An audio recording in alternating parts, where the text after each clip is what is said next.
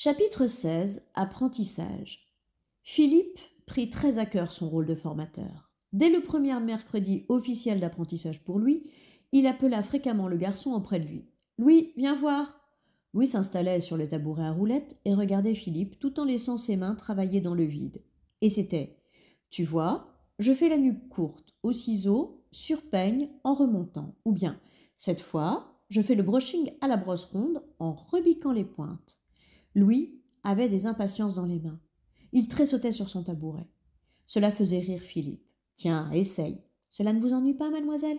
Il est très doué. » Chaque fois que Louis se lançait, Philippe semblait épaté.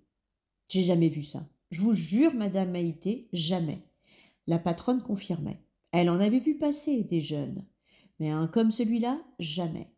Clara avait une spécialité de coloriste. Louis la rejoignait de temps en temps sur la mezzanine et c'était « Je fais juste un balayage coup de soleil sur les mèches de recouvrement. » Ou bien « On va faire des mèches rouges très fines sur la base foncée. » Parfois, elle laissait le pinceau ou le gros rouleau à Louis et le surveillait en prenant son thé. « T'auras plus rien à apprendre pour le CAP, bougonna Garance. Tu vas t'emmerder. Ne sois pas grossière, Garance, reprit Clara. Gna gna gna. En attendant, je me tape tout le sale boulot. Ce qui était assez vrai. Tous ces vieux qui tout tournent autour, c'est pas croyable, ronchonna Garance en entraînant Louis jusqu'à la briocherie. Fifi qu'en peut plus tellement t'es extraordinaire, l'autre grosse qui te couve comme si tu étais à elle. Garance était amoureuse. Pour une fois, ce n'était ni d'une brute, ni d'un crétin. Elle aimait Louis Ferrière, un garçon bien élevé, aux longs yeux doux et au mutisme énigmatique. Mais Garance avait dans la tête un grand point d'interrogation. Louis aimait-il les filles? Les garçons attirés par la coiffure l'étaient rarement par les coiffeuses. T'es amoureux de Clara, hein? Non. Louis aurait pu nuancer. Il voulait protéger Clara. Mais c'était un peu difficile à faire comprendre. De toute façon, à 14 ans, tu n'as aucune chance. Tu prends quoi? Ils étaient dans la file d'attente de la briocherie. Un pain au choco. Pour passer le temps, Garance glissa la main sous le blouson de Louis. Son unique chemise blanche était à la lessive. Louis portait un simple t-shirt sur son pantalon. Il se cambra brusquement. Il venait de sentir une main glacée glisser le long de ses reins. Il prit une profonde inspiration. « Et toi, tu veux quoi ?» bredouilla-t-il. Elle approcha sa bouche de son oreille et lui chuchota une obscénité. Elle pensait le faire rire. Louis détourna la tête. Elle retira sa main, doutant de plus en plus de sa virilité. Louis éprouvait un plaisir particulier à pousser la porte de Maïté Coiffure, à faire teinter le carillon, puis à se laisser pénétrer par toutes les odeurs plus ou moins toxiques des lacs, des colorants et des shampoings traitants. Il aimait passer de l'air vif des rues à la moiteur vénéneuse du salon. Maïté Coiffure, c'était son île. « Faudrait des plantes vertes ici et là, dit-il à madame Maïté, en pointant du doigt 2 emplacements vides. Tu crois ? Oui. Et il faudrait un éclairage plus fort en vitrine, comme un soleil. La patronne ne l'intimidait plus du tout. Il lui parlait sur un ton d'autorité qui rappelait celui de son père. Il y avait une raison à tant d'assurance.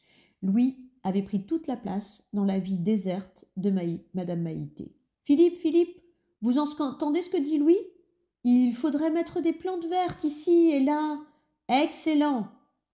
Garance soulevait rageusement les mèches de cheveux avec son balai. Allait-il finir de bêtifier avec ce garçon, même pas capable de sauter une fille? Louis monta à la mezzanine et examina les outils de Clara en les sortant un à un du tiroir. Les ciseaux sculpteurs, tout dentés, le rasoir se dépliant comme un canif, le peigne des méloirs, le peigne de coupe, le peigne afro. « Je vais m'acheter tout ça, dit-il. Tu as de l'argent ? Non.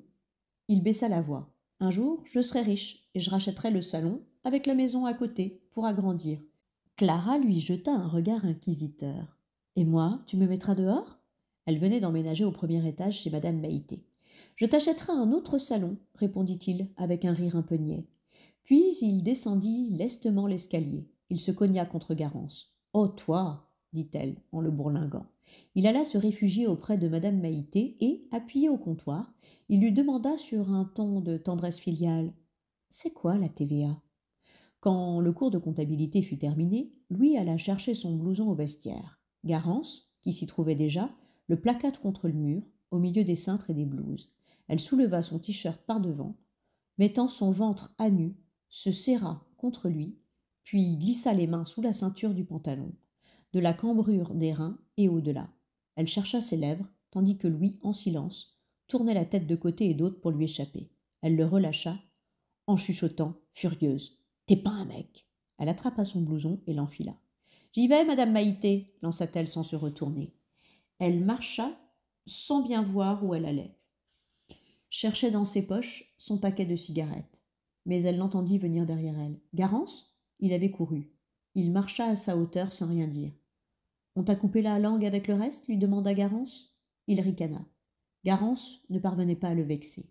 Lentement, il glissa ses doigts dans la main de la jeune fille. J'y comprends rien à ce type, songea-t-elle, en refermant brutalement la main. Louis tressaillit et fit mine de vouloir se dégager. Alors, elle desserra l'étau, et tous deux emmêlèrent leurs doigts. Puis ils marchèrent jusqu'à la rue de Bourgogne. Au bas de son immeuble, Louis effleura les lèvres de Garance, en détournant pudiquement les yeux. T'es vraiment pas comme les autres, Louis. Non.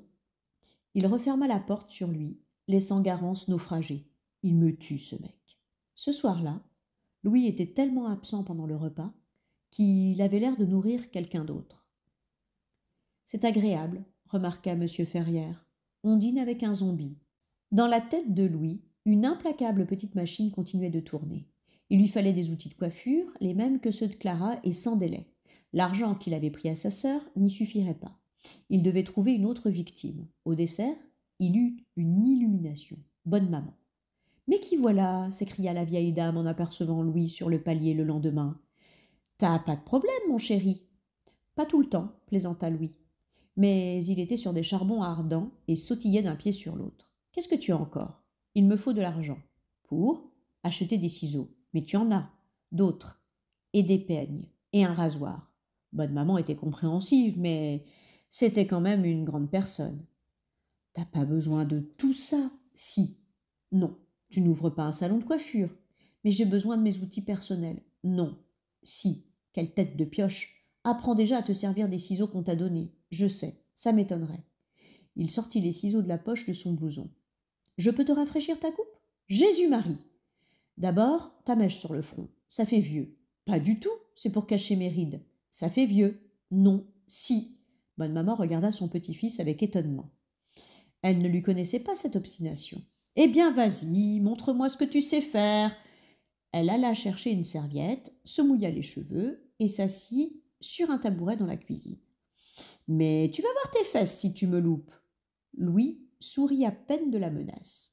Il était déjà projeté dans les gestes qu'il allait faire. En silence, mordillant l'intérieur de ses lèvres, engageant tout le corps, puis se reculant pour juger de l'effet, il prit le risque de modifier la coupe de cheveux que bonne maman arborait depuis une vingtaine d'années. Quand il eut fini le séchage, il eut une grimace d'appréhension. Sa grand-mère lui fit les gros yeux pour rire et se dirigea vers le miroir du salon.